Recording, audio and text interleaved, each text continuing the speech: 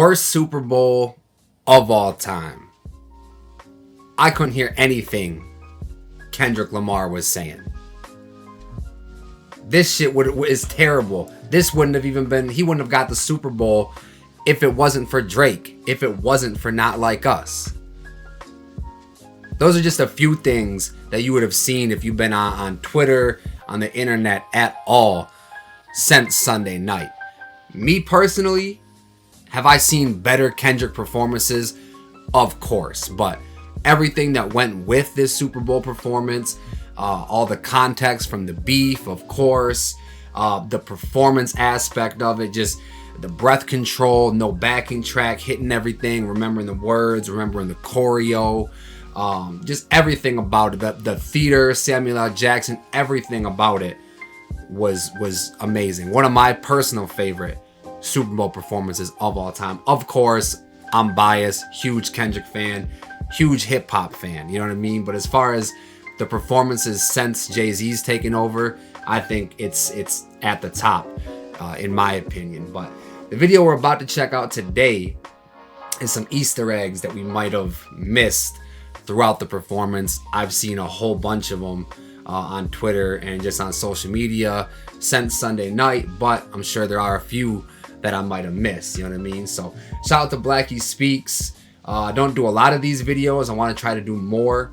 But yeah, let's check out some Easter eggs, man. Now, Kendrick Lamar is currently trending after his Super Bowl performance, and for good reason. Ever since it was announced back in September that Kendrick was going to perform, the hype has been real. And now it finally happened, and people can't stop talking about it. But here's the thing. Hey, it's still weird seeing Blackie's face. I don't know how long y'all been messing with Blackie, but he used to be faceless. Back in September that Kendrick was going to perform, the hype has been real. And now it finally happened, and people can't stop talking about it. But here's the thing, most people only saw what was on the surface. What they missed was the deeper message Kendrick was sending. This performance wasn't just about entertainment. It was filled with subliminals, symbolism, and a statement that went way beyond the music. So in this video, we're breaking it all down. What Kendrick was really trying to communicate and why this might be one of the most important Super Bowl performances we've ever seen. Let's start with some of the basics. What I'd consider the less exciting but still important details. First, we have the A chain, which caught a lot of people's attention. Some fans believe the A could be a subliminal shot at Drake, referencing the A minor line from Not Like Us, or even Drake's real name, Aubrey. While there's definitely a possibility, if you ask me, I think this is more about Kendrick promoting PG Lang. PG Lang, the company Kendrick started in 2020, specializes in music, film, television. It's wild because so many people will make up meanings, hidden meanings behind things that Kendrick says, and a lot of them are definitely reaching. But I feel like he does so much intentionally that even the stuff that isn't intentional, people will make up their own theories about it, and in turn talk about it, break it down, make videos like this and stuff. And then once in a while you'll have weird coincidences like this where the A minor line is huge. It had 80,000 people in the stadium screaming out A minor, and at the pop out, and every city he's going to hit on the tour. But that's not what that chain was. It's PG Lang. But I think he knew the reaction it would get. And it's just one of those happy coincidences, bro. Vision and creative production. If you take a look at their merchandise, they frequently use the letter A, making this seem more like a branded promotion rather than a direct shot at Drake. That being said, I wouldn't put it past Kendrick to include this, knowing people would speculate and tie it back to their beef. Yeah, exactly. But overall, I think this was less about the drama and more about using the big stage in America to push his brand forward. He was doing. And then we have Serena Williams crip walking, which is so petty but undeniably funny. Love it. This moment was, of course, a direct, calculated jab, considering Serena's history. Yeah, I didn't even notice Serena doing that shit because I was wilding out over the A minor line that came just before they showed Serena. I was wilding out. I didn't even notice Serena was up there sea walking. Brand forward. And then we have Serena Williams crip walking, which is so petty but undeniably funny. This moment was, of course, a direct, calculated jab, considering Serena's history with Drizzy. Serena Williams and Drake used to date at one point, for anyone who doesn't know. Their connection first gained traction in August 2015, when paparazzi snapped them getting cozy at a Cincinnati restaurant. Before that, Drake had already been spotted courtside at her tennis matches, fueling speculation. However, things between Serena and Drake eventually soured. The exact reason, well, nobody truly knows. But what we do know is that in 2022, Drake took an unexpected shot at Serena's husband, Alexis Ohanian on his collab album with 21 Savage, Her Loss. He did this on the track Middle of the Ocean when he said, "Sidebar Serena, your husband a groupie. He claimed we don't got a problem, but no boo."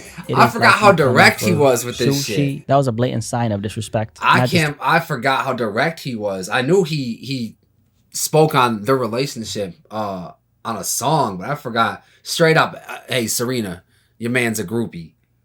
That's just crazy, bro.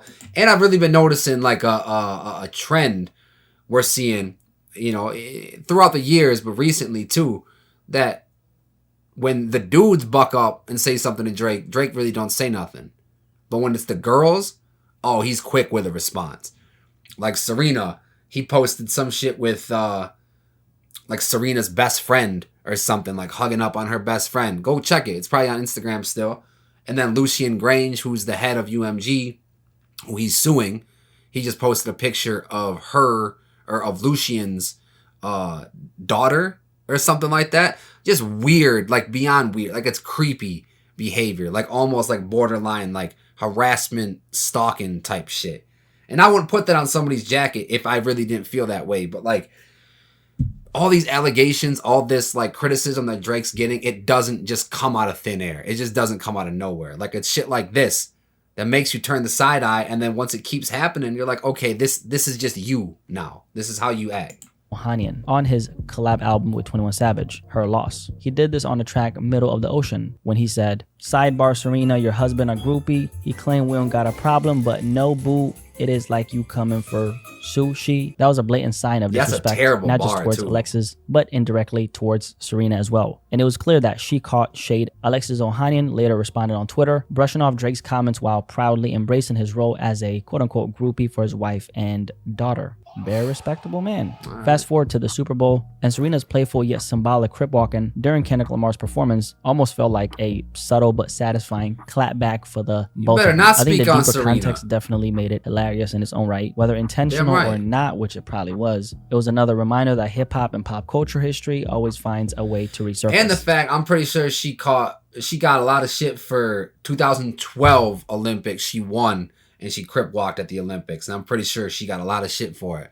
So now to be on a big stage like that, kind of shove it in the face of someone who treated her like shit, who's treating her now husband like shit, that just had to be a great moment for Serena. Probably was. It was another reminder that hip-hop and pop culture history always finds a way to resurface. So Serena, one of Drake's exes, and they obviously had a fallout. What a better way to send a message on the biggest stage than having her dance or crip walk to what is essentially the national hater anthem against OT Genesis says also, it's not SZA was up on that walk. stage with Kendrick, and for anyone who didn't know, SZA used to actually date Drake back in 2009. Thank you. So there's that. For the Serena, thank you, Blackie, because I'm seeing a lot of people bring up the Serena fact that they dated, but a lot of people leaving out the fact that SZA and Drake dated in the past as well. So I think that's just crazy. SZA, was up there a lot more for her singing talents, and she's an artist in her own right. She's just not Drake's ex, you know what I mean? And I'm not saying Serena that's not her title. She's one of the best athletes of all time. But SZA being there was far more of a intentional thing to stick it to Drake as opposed to why Serena was there, I think anyway. Actually date Drake back in 2009. So there's that. For the Serena angle, there's also another layer to this moment. Serena did grow up in Compton before moving to Florida at the age of 9. So not only does she share hometown roots. Facts. I actually think it might be Venus, but one of these girls was either born or raised a little bit in Saginaw. So let's not leave that out.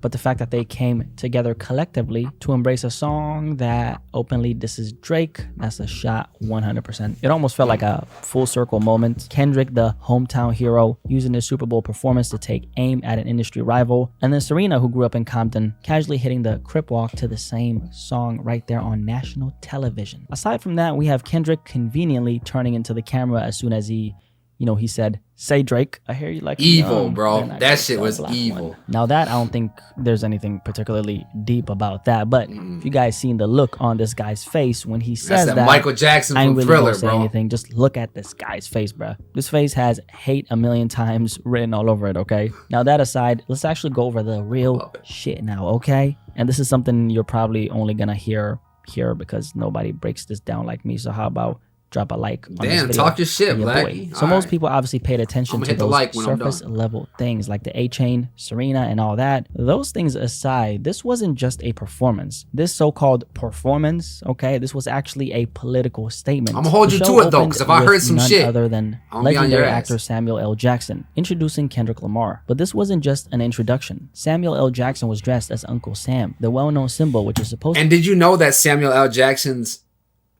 short for Sam?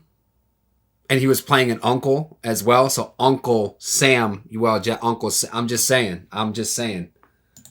Was dressed as Uncle Sam, the well-known symbol which is supposed to represent the US government. So he's a physical embodiment of the government, okay? And that embodies authority, control, which is essentially the same system that Kendrick has been fighting for the entire And all the white people critical of the performance. Life. Kendrick Lamar has spent his entire career being critical of the systems in America that have contributed to so much of the pain Black America has faced. He's never shied away from addressing oppression, economic disparity, and systematic racism in his music. In fact, he dedicated an entire album to these themes in 2015 called To Pimp a Butterfly. One of the most striking examples of this that's is my favorite. Theory. The very first song on the album, Kendrick raps, "Anything to see, my name is Uncle Sam, I'm your dog, motherfucker, you can't live at the mall, I know you're kind, that's why I'm kind, don't have receipts, oh man, that's fine, pay me later, wear those gators, cliche that say fuck your haters." Now this particular song is about the financial traps that have kept Black Americans stuck in a cycle of debt and economic struggle. Kendrick paints a picture of the US government personified as Uncle Sam, luring young Black men into a false sense of financial freedom,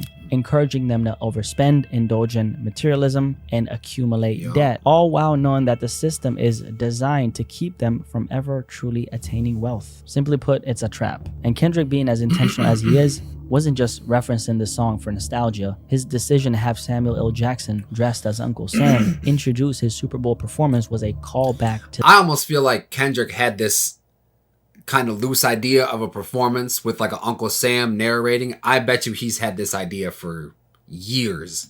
This very idea, reminding us that financial literacy, systematic racism, and the exploitation of Black culture are still very relevant conversations today. Wesley's theory is a direct reference to actor Wesley Snipes, who famously went to prison for tax evasion. Kendrick used Snipes' situation as a metaphor for how the system sets up Black artists, athletes, and entertainers to fail financially. Wesley Snipes was once one of the biggest actors in Hollywood, but after failing to pay millions in taxes, the American government came down on him hard. While tax evasion is a crime regardless of who commits it, Kendrick's point is that Black celebrities are often placed in a financial trap, encouraged to spend recklessly, not given the tools for financial literacy, and then penalized harshly when they make mistakes. Kendrick's message in Wesley's theory is that the system doesn't just allow Black success, it profits off of Black success while making sure that the wealth never truly stays within the community. The government. Yo, Blackie really going deep on this shit, bro. Pause. But yeah, he said he was gonna, go beyond the surface level shit. He really is.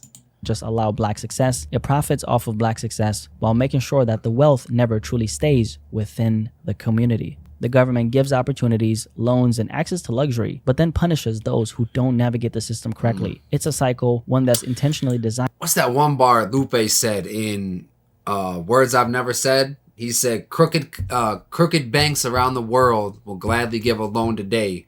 So if you ever miss a payment, they can take your home away. It's a whole systemic thing. To keep Black people chasing wealth without ever achieving true financial independence. And when you bring this back to the Super Bowl performance, the symbolism becomes even clearer. Samuel L. Jackson as Uncle Sam wasn't just a random creative choice, it was a statement. Kendrick was showing that the same oppressive forces he's been rapping about for years are still at play, even on one of America's biggest stages while he's on that stage. Essentially, Kendrick is saying the same forces that allowed me to get on the stage, the ones that helped me get to my success and wealth, are the same forces still controlling the game while I'm performing on this stage. It's a paradox. Kendrick is saying that, hey, I know that I'm benefiting from the system, but he's also a product of the system's further context to the industry profits up Black culture, but doesn't want it to be too raw, too real, too disruptive. Chemicals being told stay in line. Yeah, I think the narration throughout by Sam was real important. Strengths. All right, we're not playing that entire clip, man, because they're trying to get my motherfucking coins out here, bro, and I'm not going to let that happen. Yeah, and that's why Samuel L. Jackson, representing the U.S. government, injects himself into the performance by saying, too loud, too reckless, too ghetto. This moment isn't just about performance theatrics. It's a direct critique of how Black expression is often policed and commodified. It's the system allowing Kendrick to exist, but only under certain conditions. The message is clear. Be successful, but not too successful. Speak out, but Stay in not your too place. loud. Stay in line, play the game, and don't disrupt the system that benefits you. Now, the game he's referring to is the entertainment industry itself. The same industry Those that stages uplifts, but of course definitely make more exploits sense black with the artists at the buttons. same time. It's the idea that as long as you're making money for the system, you're welcome. But the moment you challenge it too much, you become a problem. Kendrick has played this game masterfully throughout his career. He's managed to critique the system while still thriving within it. But at the Super Bowl, one of the biggest stages in America, he's making it clear. I know exactly what this is, and I know exactly how much freedom I actually have. Now, this is where Drake comes into the picture. Drake is a Canadian guy who, unlike Kendrick, has never been... Hey, this might be the longest breakdown video went without mentioning Drake. So shout out to Blackie for this whole video, but definitely shout out to him for that. Positioned as a revolutionary or a disruptor. He plays the game effortlessly, adapting to every trend, every industry shift, and every cultural moment without ever truly challenging the system. The battle between Kendrick and Drake isn't just about music or two rappers going at each other. Man, that is true. Hold on, let me run that back. Where Drake comes into the picture. Drake is a Canadian guy who, unlike Kendrick, has never been positioned as a revolutionary or a disruptor. He plays the game effortlessly, adapting to every trend, every industry shift, and every cultural moment without ever truly... I don't know if he's about to get into it too, but there's something to be said about like colorism and shit like that when it comes to all that too, because I've in my own personal experiences, this might be a reach, but this is kind of how I'm comparing it. So I'm mixed. I'm black, white, Puerto Rican. I've always identified as black though. I've just always gravitated to the black side of me more than anything else.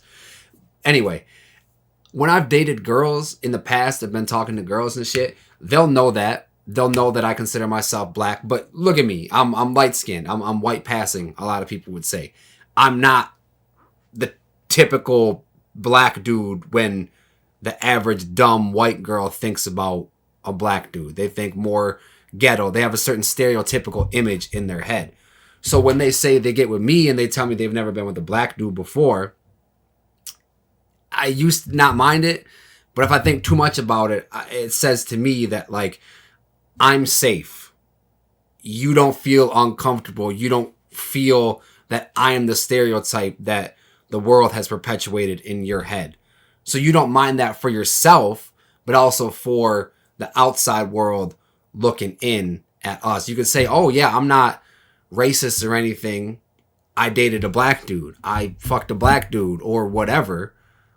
But they feel safer with me, but I don't think they would ever get with a darker skinned black dude or a more stereotypical black dude. I don't know if what I'm saying is making full sense, but that's kind of how I compare my personal experiences with what Blackie's explaining as far as how the world accepts and understands Kendrick versus Drake. I'm interested to see if he goes down the same route that I kind of went down.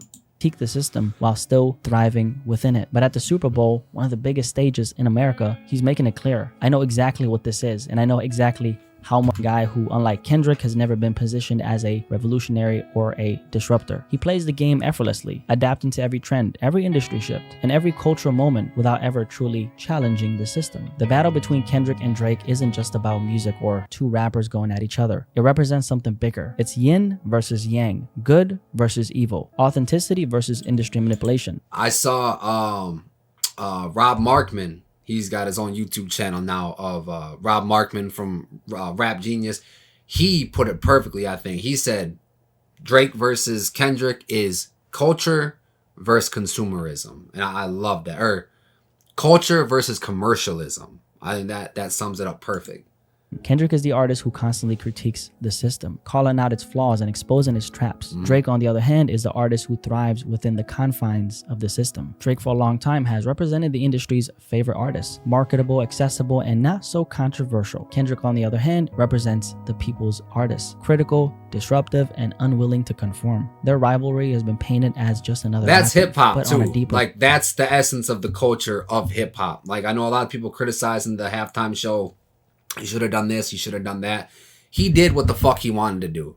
And there's nothing more hip hop than doing what the fuck you want to do. to conform. Their rivalry has been painted as just another rap beef, but on a deeper level, it's a clash of ideologies. That's really what it is. So when Kendrick takes on the biggest stage in American entertainment and turns it into a statement against the system, it's not just about Drake. It's what he symbolizes. It's Kendrick reminding the world that the industry rewards those who play the game and silence those who question it. And by performing Not Like Us, he made sure that message was loud and that's clear. why you see everything reflected. That's why Drake has the numbers, and he's had such astronomical numbers. Obviously, the bots and shit, that's a whole different conversation. But that's why a lot of people gravitated to Drake so much. Everything that he's bringing up, he's safe, you know? The game and silence those who question it. And by performing Not Like Us, he made sure that message was loud and clear. Now later on, before Kendrick is about to perform Peekaboo, Samuel L. Jackson delivers the line, "I see you brought your homeboys with you." The old culture cheat code, scorekeeper, deduct one life. This is more than just a random transition. It's a loaded statement. This moment ties directly into the overarching theme of the performance, the battle between playing the game and challenging the system just enough. "I see you brought your homeboys with you." On the surface, it acknowledges Kendrick bringing his team, his culture, and most importantly of all, his people to the stage. But coming from Samuel L. Jackson, who's playing Uncle Sam, the symbol of the US government and the industry's power, it carries a condescending tone. It suggests that Kendrick is leaning on the strength of his roots, his community, and black culture to make an impact. It's almost as if Uncle Sam is saying, "Oh, so you're using your people, your authenticity, your blackness as a way in?"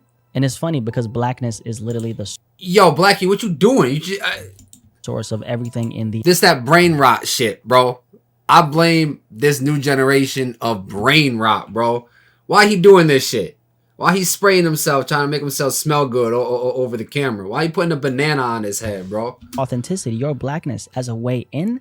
And it's funny because blackness is literally the source of everything in the entertainment industry. Music, style, culture. But when it comes to the image that the industry wants to represent, it's often watered down, controlled, or repackaged to be more digestible for mainstream audiences. Hip-hop, R&B, and black culture as a whole have shaped every major movement in music and entertainment. Yet the industry has historically treated black artists as both the foundation and the afterthought. Black artists are expected to innovate, set trends, and define culture. But when they become too outspoken or too disruptive or too unapologetically black, they're met with resistance. And this is that resistance. And then a lot of times, like you see it on TikTok, you see it everywhere, really. Black people are the trendsetters, dances, music, art, all that shit. It's not accepted because of the reasons he's bringing up, because of the blackness. But then a white creator will hop on that same trend. They'll gentrify it. They'll make it their own. They'll post a video. It'll blow up, get millions. And then all the other white people will start trending off of that and being like, "Oh, little Susie Summer over here, she created this dance." You know what I mean? But homegirl that really started this shit 6 months ago, she ain't getting no sort of recognition at all. And that's just what continues to happen with black art. That play. When Samuel L. Jackson as Uncle Sam dismisses Kendrick's authenticity as just a cultural cheat code, it reflects how the industry uses black culture while trying to control who gets to profit from it. So this could be a subtle dig at how the industry exploits black culture. Wagging a banana at me is where I draw the line, Blackie. Chill out.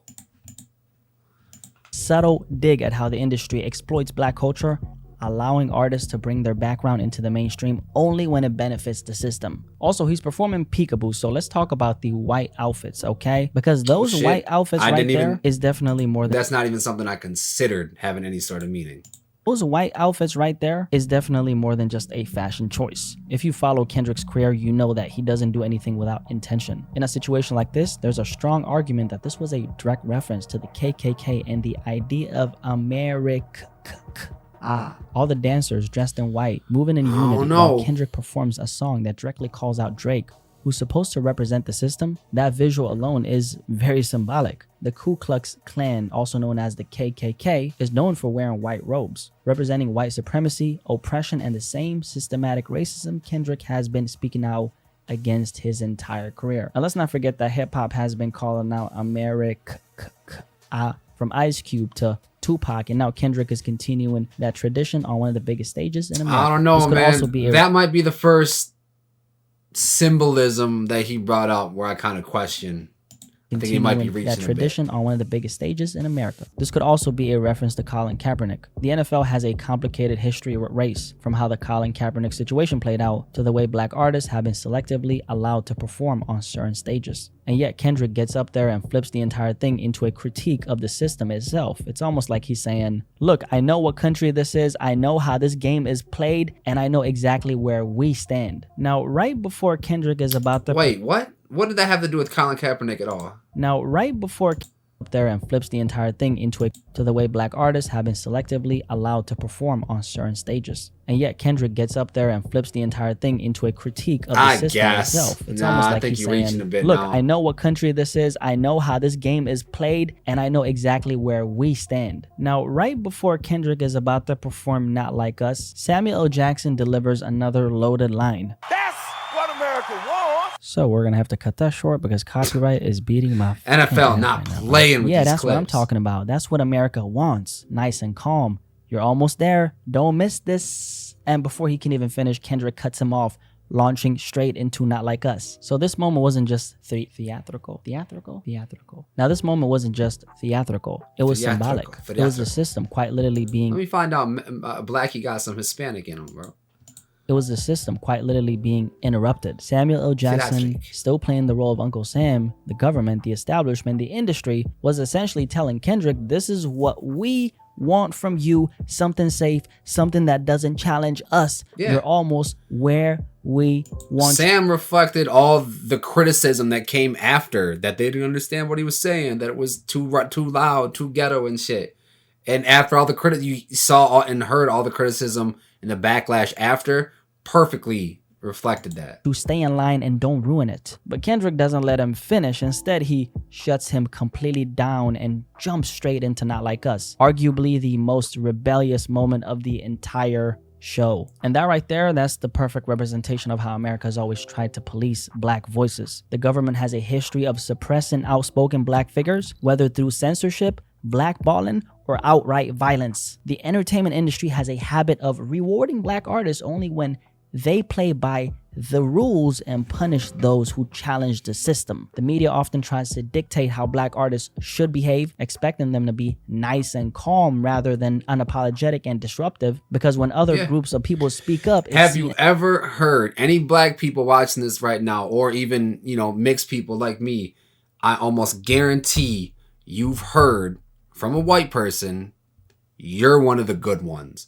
That is one of the most backhanded compliments that you will ever get as a black person in America.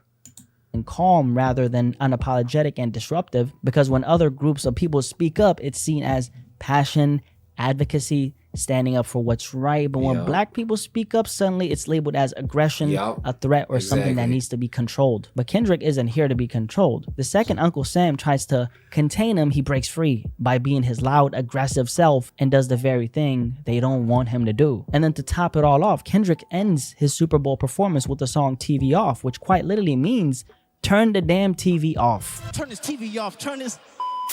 I think there are two major layers. Hey, how about all the angry white people watching the Super Bowl, and they're the funniest guy in the room saying, hey, so that Kendrick Lamar said, turn the TV off. And I said, you don't have to tell me twice. Turn the damn TV off. Turn this TV off, turn this... I think there are two major layers to why Kendrick chose to end this performance with this song. First of all, it's definitely a universal message to everyone. In a world where people are constantly fed media narratives, propaganda, and distractions, Kendrick is telling the audience to wake up. The Super Bowl is one of the biggest spectacles in America. Corporations spend billions just to have a commercial slot because they know the whole world is watching. The game, the halftime show, the ads, it's all a distraction from real life issues that don't go away once the TV is off. Kendrick ending with TV off could be these commercials suck this year with the distractions. Think for yourself. And then the other half of the message is a message to Black America. The media has historically controlled the narrative about black people, whether through the news, entertainment, or politics, or the entertainment industry. The way black artists, athletes, and leaders are portrayed is often filtered through a lens of control, only showing what fits the agenda. So when Kendrick closes off his performance with TV Off, it's his way of telling Black America to stop letting the media dictate their reality. I Don't like let it. America decide who your heroes are. Don't let the system control the narrative. Kendrick was clearly sending a message with this performance, and I can't believe there are people who thought this was just a regular halftime show, but then again, it makes sense. The masses only see what's on the surface. That's how it's always been. Most people just saw a high energy performance, a few viral moments, and some controversy, but if you've been following Kendrick's career, you already know that this man never does anything without a purpose. Yeah, and that's why I facts. respect him so much. You can't hear me break all this down and still think it was just about entertainment. Love him or hate him. Kendrick has always been about the message. He's never been the type to chase And always clout been or drop very music just for intentional the about sake of the it. Every message, time he too. speaks, he's saying something. And this performance was just another example of that. And this is exactly why I'm so happy he's having this moment, because we finally have an artist on the biggest stage in America who's as authentic as an artist can possibly be. From mixtape Kendrick to Superbowl Kendrick, I've been following this guy since he first came in the game. Sounded like Lil Wayne. Back when he was still, Lil K. Dot rapping over other people's Yeah, beats he and did finding his really voice. sound So like to see Wayne him when he evolve first from came that out. young kid from Compton came to so a cultural far. icon who's using the Super Bowl as a statement, that's iconic and legendary. Honestly, it's great. And what makes it even greater is how much he's able to say with so little. And this is what separates Kendrick from everyone else. He doesn't just tell you, he shows you. Samuel L. Jackson as Uncle Sam, the system controlling black artists, the dancers dressed in white, possible reference to America and white supremacy, cutting off Uncle Sam before Not Like Us, defying the system in real time, ending with TV And he off, wore them the bell final bottoms, statement, bro, and wake them up, shoes. Stop being distracted. Every Stop single playing moment with was Kenny. intentional. This wasn't just a performance, guys. This was a cultural moment right here. But I'm, of course, just one man with one perspective and one voice, which is why I want to hear what you guys have to say about this entire Super Bowl performance by Kendrick Lamar. If you're new here, my name is Blackyspeakz. So nice to meet you. Like the video and, of course, subscribe if you are new here. I appreciate you guys so much for watching. I'll catch you guys in the comment section below. But most importantly of all, I'll catch you guys in the next video. I am out. Peace. Man, that's right, Blackie.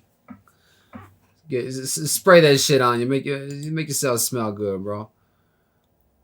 Shout out to Blackie for that video, bro. He's I've been subscribed to him for a minute, like I said, before he went, live with his face reveal. He's just a faceless channel doing hip hop videos like that, and he's definitely came a long way. Love to see him doing his thing.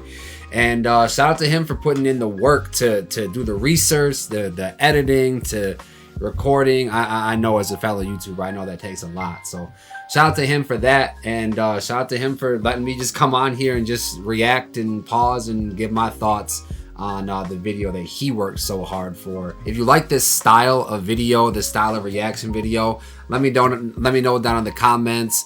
Hit the like button, all that good stuff the algorithm likes, you know what I mean? But that's it for today's video. I appreciate you clicking on this video and kicking it with me today. If you missed the video you just watched, click on another one popping up right here. And remember, if it's not too dope, then it's probably mids.